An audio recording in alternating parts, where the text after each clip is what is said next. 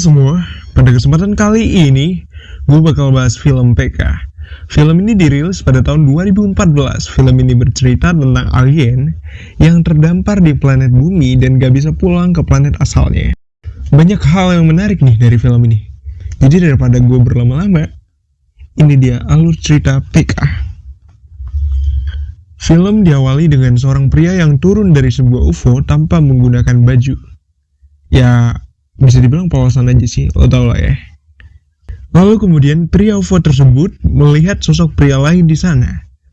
Pria UFO ini pun menghampiri pria tersebut, tapi ternyata pria tersebut merebut benda yang tergantung di leher pria UFO ini.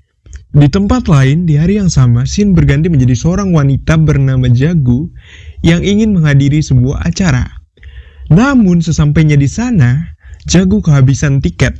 Lalu Jagu melihat seorang calo yang menjual tiket terakhir. Tapi Jagu pun harus berebut tiket terakhir ini dengan seorang pria. Tapi ternyata harga tiket terakhir ini mahal banget cuy. Sampai mereka berdua harus menggabungkan uang mereka, tapi tetap aja gak cukup. Jagu pun menghampiri seorang kakek buat minjem uang kakek tersebut cuy. Tapi dikira mau bantu, si kakek malah beli tiket terakhir itu buat dirinya sendiri. Di situ si Jagu marah cuy. Lalu si pria membawa Jagu pergi daripada ribut sama security di sana kan. Mending cabut. Singkat cerita, setelah kejadian tersebut mereka berdua jatuh cinta cuy. Lalu Shin berganti ke adik Jagu yang ngabarin sama orang tuanya kalau si Jagu lagi jatuh cinta. Orang tuanya Jagu excited nih karena anaknya jatuh cinta ya kan. Tapi setelah orang tua Jagu mendengar nama pria tersebut, suasana berubah cuy. Karena nama pria tersebut adalah Sarfaraz yang merupakan nama seorang muslim Pakistan. Orang tua Jagu pun langsung melaporkan kejadian ini pada Tapaswi. Tapaswi ini semacam tokoh pemuka agama gitu cuy. Jadi orang tua Jagu ini semacam Tapaswi lovers gitu. Sampai foto si Tapaswi ini pun ada di kamar mandi cuy. Si Tapaswi meramalkan kalau si Sarfaraz bakal mengkhianati si Jagu. Jagu yang kesal mendengarnya langsung mematikan laptopnya. Kemudian Jagu mengajak Sarfaraz untuk menikah. Tapi setelah sampai di gereja, Jagu menemukan sebuah surat. Di situ dituliskan kalau mereka nggak bisa bersama karena beda keyakinan dan tekanan keluarga. Karena kejadian tersebut, Jagu memutuskan buat balik ke kotanya. Nah, di situ awal pertama kali dia melihat si pria UFO ini cuy. Pria UFO ini mengenakan pakaian mencolok dan helm berwarna kuning sedang membagikan poster tentang Tuhan yang menghilang cuy. Jagu tertarik dan menghampiri. Mereka akhirnya mengobrol. Pria UFO ini memberitahu bahwa namanya adalah PK. Berdasarkan sebutan orang di sana. PK itu kayak mabuk gitu cuy. Artinya, singkat cerita, beberapa hari kemudian Jagu melihat PK di sebuah kuil yang hendak mengambil kembalian dari kotak persembahan cuy. Tapi dia kedapatan cuy, dikira mau mencuri. Si Jagu yang melihat pun membantu PK dengan bilang kalau dompetnya jatuh dan si PK ini disuruh ngambil cuy. Setelah kejadian itu mereka berdua saling berbicara dan ketika Jagu menanyakan tempat tinggal si PK malah nunjukin kelakuan aneh yang bikin dia ditangkap polisi. Jagu pun menyusul PK ke kantor polisi dan mencoba membujuk polisi agar mengizinkan Jagu berbicara dengan PK. Awalnya polisi menolak. Tapi karena disuap ya akhirnya mau juga. Setelah Jagu berada di dalam sel tahanan, PK mulai bercerita tentang asal-usulnya. PK melihat bahwa manusia mengenakan sesuatu, tanda kutip pakaian cuy. Ketika PK menyusuri jalan, dia menemukan sebuah mobil bergoyang dan PK pun menemukan pakaian di sana. Namun setelah menggunakan pakaian, semua orang pun melihatnya. Ternyata pakaian yang digunakan oleh PK tidak sesuai atas sama bawahnya cuy, jadi beda gitu. Atasnya pakai baju cowok, bawahnya pakai rok gitu cuy dia. Akhirnya PK belajar tentang pakaian dan dia selalu mendapatkan pakaian dari mobil bergoyang. Lalu suatu ketika PK tidak sengaja tertabrak oleh seorang pria. Dan pria yang menabrak PK ini membawa PK ke tempatnya karena menganggap bahwa PK amnesia sampai nggak bisa bicara. Namun di setiap ada kesempatan PK selalu berusaha menggenggam tangan setiap orang yang ada di sana. Akhirnya PK dibawa ke tempat enak-enak sama yang nabrak dia ini cuy. Ternyata PK melakukan itu untuk mendapatkan informasi mulai dari bahasa segala macam yang ada di muka bumi ini.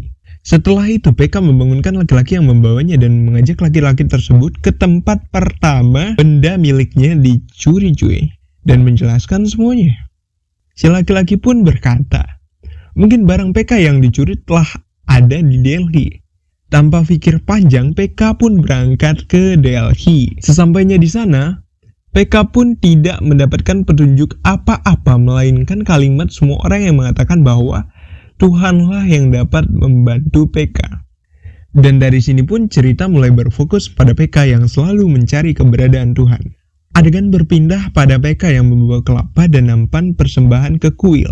Keesokan harinya, ia melakukan hal yang sama cuy, namun ia melakukannya di gereja. Dikarenakan seorang yang memberitahunya bahwa tempat dia berdoa adalah di gereja. Itu dikarenakan kartu nama yang ditemukan di baju si PK ini cuy. Dan ketika dia di gereja, dia diusir cuy. Ya jelas lah, lu bawa nampan persembahan kuil ke gereja cuy. Di situ PK pun menyimpulkan bahwa Tuhan sudah tidak suka kelapa, melainkan anggur. Keesokan harinya, dia membeli 2 botol anggur dan bertanya pada orang di sana di mana tempat rumah Tuhan terdekat. Orang di sana pun menjawab, di sebelah sana. Namun ternyata tempat itu adalah sebuah masjid cuy. Jadi si PK ini membawa anggur ke dalam masjid. Ya lu tau lah, dia pasti bakal diusir. Dari situ, PK sadar bahwa setiap tempat itu memiliki peraturan yang berbeda-beda dan PK pun melakukan semuanya sesuai pada tempatnya. Dengan berpindah ke scene dimana PK merasa sudah menjalani setiap perintah Tuhan cuy. Ya menurut gue pribadi ini emosional sih cuy. Karena kita sebagai manusia pun kadang ada momen dan masa dimana kita ngerasa kalau kita tuh udah ngelakuin semuanya, kita udah ngelakuin yang terbaik, tapi gak juga dapetin apa yang kita mau cuy. Jadi menurut gue scene ini paling emosional menurut gue sih. Namun, suatu saat PK melihat barang miliknya di sebuah acara yang digelar oleh Tapaswi cuy. PK pun naik ke atas panggung dan hendak mengambil barangnya. Namun, akhirnya PK dibuang di jalanan. Dan cerita PK pada Jagu pun selesai. Namun, Jagu nggak percaya cuy pada PK. Karena menganggap bahwa PK ini gila, butuh psikiater gitu katanya. Namun, PK menyebutkan tentang masa lalu Jagu cuy yang nggak diketahui oleh siapapun. Jagu yang mendengar hal tersebut kembali masuk ke sel tapi udah nggak diperbolehkan. Alhasil, Jagu pun membebaskan PK dan bertanya dari mana PK mengetahui hal tersebut. PK pun menjawab bahwa dia bisa membaca pikiran orang. Namun, Jagu tetap tak percaya cuy. Lalu datanglah seorang kakek yang bilang bahwa istrinya sedang sakit dan membutuhkan biaya. PK pun memberikan uangnya dan Jagu pun berkata, katanya lu bisa baca pikiran orang, tapi lu udah dibegoin bodoh, katanya gitu.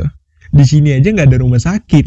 PK pun menjawab, aku tahu dia sebenarnya membutuhkan uang untuk merayakan ulang tahun istrinya di hotel. Dan dia kekurangan uang untuk membeli es krim. Jagu pun mengikuti kakek tersebut. Dan alangkah terkejutnya Jagu bahwa ucapan yang dikatakan oleh PK benar adanya. Lalu Jagu berlari mencari PK namun tidak menemukannya. Untung saja Jagu sempat menyimpan poster yang dibagikan oleh PK. Dan mereka pun bertemu. Jagu berjanji untuk membantu PK mengambil barangnya kembali dari Tapaswi. Scene kemudian berganti pada Jagu dan PK yang menghadiri acara yang dibuat oleh Tapaswi. Di situ Tapaswi menyuruh seorang pengikutnya untuk pergi ke Himalaya. PK pun langsung bangkit dan berkata bahwa itu salah sambung. Gak mungkin dengan menyuruhnya ke Himalaya dapat menyembuhkan istri dari pengikut tersebut. PK pun berkata, alih-alih menyuruhnya menemani istrinya, kau malah menyuruhnya pergi. Kejadian tersebut pun direkam dan membuat Tapaswi menghentikan acaranya secara mendadak. Di kemudian hari PK pun datang kembali dengan membawa beberapa orang dengan pakaian yang berbeda cuy. PK pun meminta Tapaswi untuk memanggil Tuhan dan menyebutkan agama setiap orang. Tapaswi pun berkata, aku sendiri pun bisa menyebutkannya bodoh, gak perlu manggil Tuhan gitu katanya. Namun ternyata pakaian orang-orang tersebut telah diacak dan membuat Tapaswi harus salah lagi cuy. Kemudian hal itu menjadi viral dan membuat orang-orang bersuara tentang apa yang mereka anggap gak sesuai cuy. Mulai dari ajaran sekolah sampai tokoh agama yang menyuruh membeli buku cuy. Tapaswi pun mulai ketar-ketir dan terancam bangkrut. Tapaswi meminta dipertemukan kembali dengan PK di final battle. Di final battle itu, Tapaswi meminta pertanggungjawaban PK tentang salah sambung atau ajaran yang salah. Lalu Tapaswi berkata, apakah ajaran yang benar menurut PK? PK pun menjawab sembari menunduk bahwa dia pun sering menangis dan kehilangan harapan. Dan dengan adanya Tuhan, dapat memberikan harapan pada PK. Ketika Tapaswi tersenyum dan mengira akan menang, PK pun bertanya, Tuhan manakah yang harus dia sembah? Menurut PK, Tuhan ada dua. Satu adalah Tuhan yang menciptakan seluruh alam semesta, dan dua adalah Tuhan yang diciptakan oleh manusia dan orang-orang seperti Tapaswi cuy, yang mengatasnamakan Tuhan untuk mencari keuntungan dan menebarkan kebohongan. Lalu PK berkata, seperti ramalan yang Tapaswi berikan kepada Jagu dan Sarfraz. Di situ Tapaswi berdiri karena merasa ramalan yang benar. Tapi ternyata setelah Jagu mencoba menghubungi Sarfraz melalui kedutaan, kedutaan berkata bahwa setiap hari Sarfraz selalu menelpon kedutaan, menunggu telepon dari Jagu, dan di situ juga terungkap bahwa semua hanya kesalahpahaman cuy. Sementara surat yang gua sebutin di awal tadi ternyata bukan surat dari Sarfraz, tapi dari pria lain untuk seorang wanita yang kebetulan juga ingin menikah di gereja pada hari itu.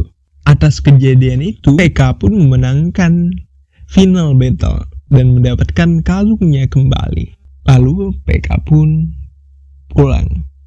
Semoga kalian bisa belajar dan kalian bisa dapetin sesuatu dari apa yang gue sampein, dari film yang gue bacain.